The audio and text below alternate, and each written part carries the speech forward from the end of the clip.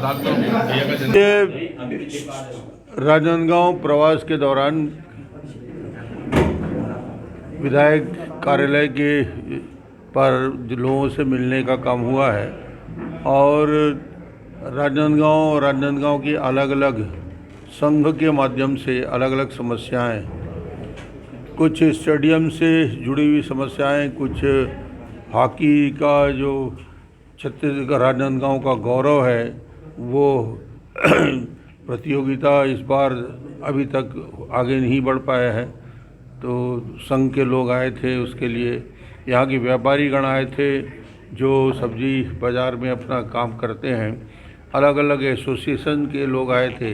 और इंडिविजुअल, कोई इंदिरा आवास के प्रधानमंत्री आवास योजना के लिए, कोई अपने स्वेच्छा अनुदान के लिए, कोई ट्रांसफ़र के लिए।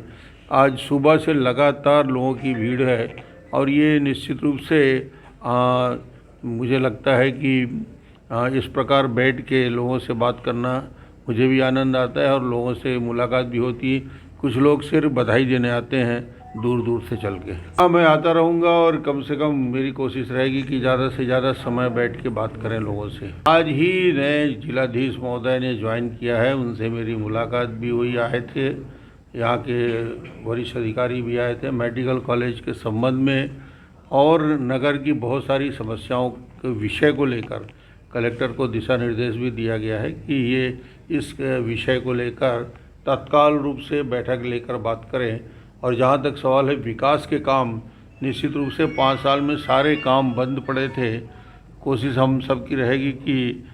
जो विकास के काम में राजनांदगांव पीछे है उन कामों के लिए आज जिले के वरिष्ठ अधिकारियों से जिलाधीश के साथ मैंने कहा है कि कार्य योजना बनाएं, बजट में किस किस विषय की चर्चा कर सकते हैं। हमारे प्रधानमंत्री ग्राम सड़क योजना, एनुअल रिपेयर का, पीडब्ल्यूडी का, इरिगेशन का और अलग अलग निर्माण कार्य की दृष्टि से वर्ष डिपार्टमेंट के लोगों से बात करके कार्य योजना बनाएं और बजट की पूर्व हमारी तैयारी हो। एक बार मैं आके इन सारे अधिकारियों के साथ बैठ के पूरे प्रस्ताव मैंने कहा है 2-3 दिन में तैयार करके रखें, मैं आकर स्वयं बैठक लूँगा।